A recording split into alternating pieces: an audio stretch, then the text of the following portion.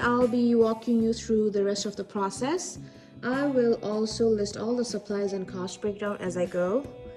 The next thing we did was paint the trims, baseboards, and the wall.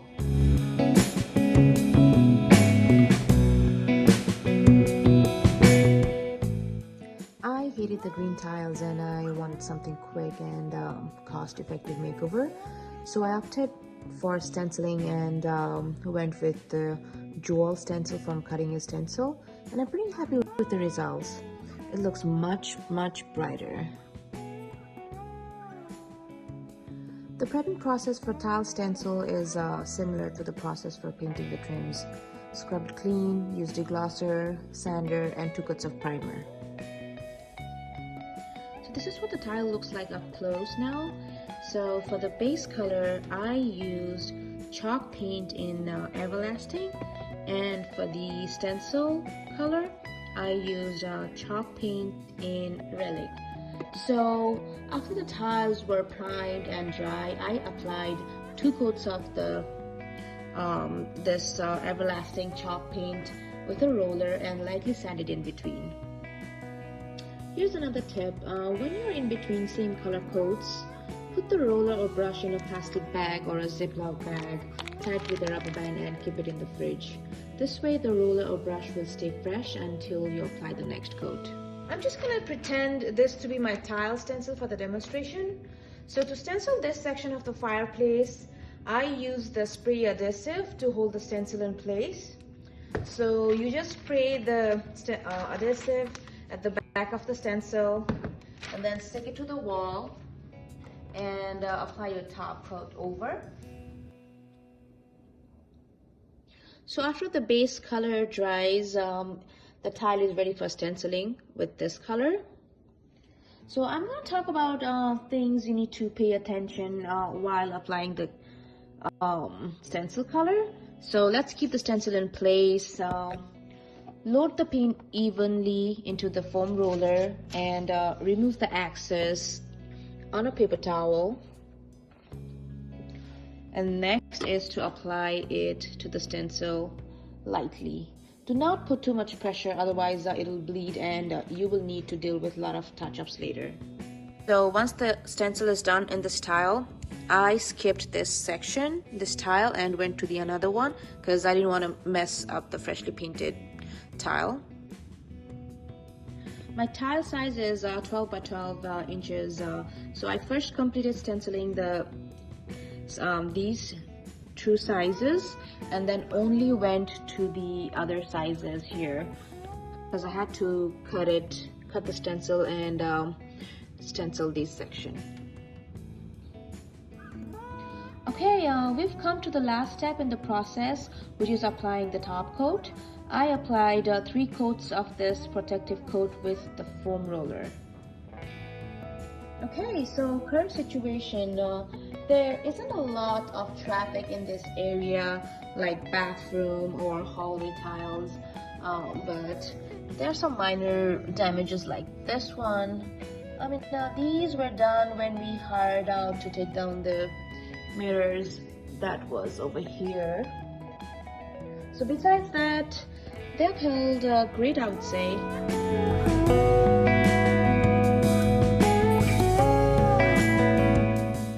Hi there, I wanted to show you how we created the Faux Shiplap look. So before the shiplap, there used to be a huge mirror right here, as well as in this wall from floor to the ceiling. So for safety reasons, we hired out professionals to take down those mirrors. So we created this Faux Shiplap look using plywood from Home Depot. So this section is about 74 inches high, and it required 2 sheets of 4x8 plywood.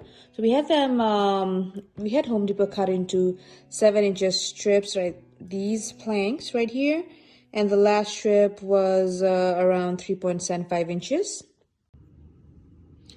So the edges were pretty rough after the cut from Home Depot, so we had to sand down the edges, and we also sanded the surfaces for a smoother finish. Okay, so let's talk about the sanding mistake. During the project, I was still learning, and back then I was not quite familiar with different grades of sandpaper and level of smoothness achieved from each. So I ended up making the surface of the planks more rough because I use lower grades of sandpaper than required. And so the good thing about it is you can always go back and sand with higher grade sandpaper to achieve the desired smoothness. Next, we painted the edges and the wall behind the plank with the same paint color. So this is crucial because when you have these planks up, you will see the contrast of color if the wall is not painted the same color through these gaps. So now let's talk about how to install the plywood to the wall. So the studs are wood frames that support the wall, and they are behind the drywall, and drywall is attached to the studs. So we will secure the plywood with nails to the wall where the studs are. So the reason why we nail it to the stud is because the drywall alone is not sturdier enough to hold the weight of the planks. So after we marked all the studs in the wall, we started planking from the bottom at the mantle and moved our way up towards the ceiling. Make sure to always use level when installing each plank and not rely on how it sits on the mantle in this case, or the ceiling if you're starting from the top. That is because they might not be in level, either the ceiling or the mantle. So if your planks are not level or straight, even a small misalignment will cause the planks to not line up. So after installing the first plank, I used pennies as my spacers to maintain the gap evenly for the next board. So hold the pennies in place. Place the plank on top of the pennies and make sure it's leveled using this. And then nail it into the stud using the brad nailer. So when we reach the top, the gap between the last plank and the trim was very visible, so we added another strip of wood on top, which kind of looks like a decorative part of the trim. And after all the planks were up, I filled the nail holes with wood filler. And once it was dried, I sanded down and applied 2 coats of primer and 2 coats of paint.